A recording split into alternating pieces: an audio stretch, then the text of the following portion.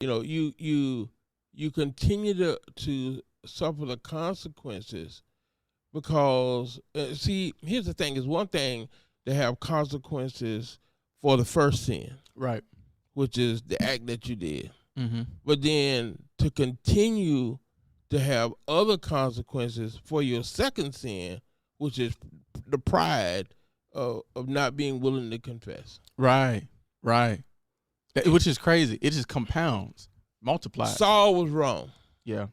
God knew he was wrong. He knew, right? So Samuel comes to him and said, Saul, what's going on? Oh, yeah, man, I've done the will of God and all this. And it's like, okay, well, what's with the sheep bleeding? Well, we brought the sacrifice. And that ain't what God told you to do. No. You haven't done the will of God. And what did he say? I have. Right. Right. We just did, but we just did such and such. Wouldn't humble himself. Right. And God said, okay, you got a bad heart. Yes. So you can't stay king. And that wasn't his first offense. No. That wasn't his first transgression. No. So or sin in that regard. Yeah. So it's like God gives us, which is amazing because even there, God is showing his graciousness and his mercy, his patience with us. Samuel came and said, okay, maybe we can get him to do the right thing. Right. Pride wouldn't allow him to do what's right. Messed it all up. Yeah. So what could have stopped at level 1 consequences went to level 2 consequences. The 3. Yeah, the 3. The fired. Because it didn't just come. We were talking about this in Bible study last night. So often our sins don't start with our personally and singularly dealing with consequences. We can curse our family. Mm-hmm. We can bring hurt. There was these guys in the wilderness when they had left Egypt, Dathan, Abiram, and Korah. And Moses is saying, okay, we need to talk about this. You guys are wrong. Need to help you guys to turn around and do the right thing. Mm-hmm. So, and it's like, oh, Moses, we don't want to hear that. So they refuse to come to humble themselves and come to the man of God and receive ministry. So what happened?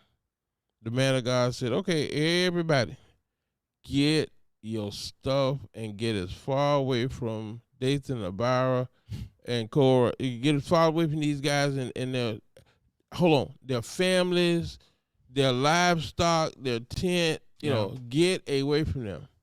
And God opened up the ground. Swallowed them up. He didn't just take these guys. He took their wives, their children, even the animals suffered. Mm-hmm. Swallowed up all their livestock. Everything pertained to them. And a lot of times we don't realize that we don't humble ourselves and confess our sins. We're setting our families up for failure. Well, God has demonstrated that.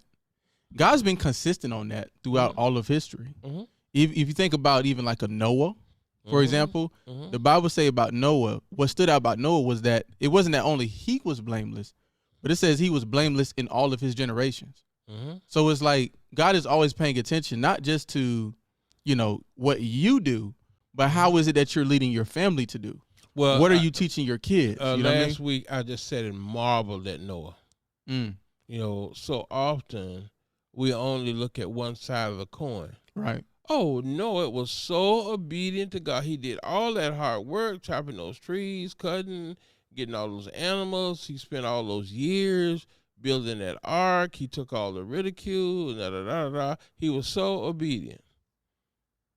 But Noah had a plan that included more than himself. Right. He wanted to save it. Look, Noah surmised, if what God's saying is true, and if I don't do this, it won't just be me. Right. My wife is going to drown. Right.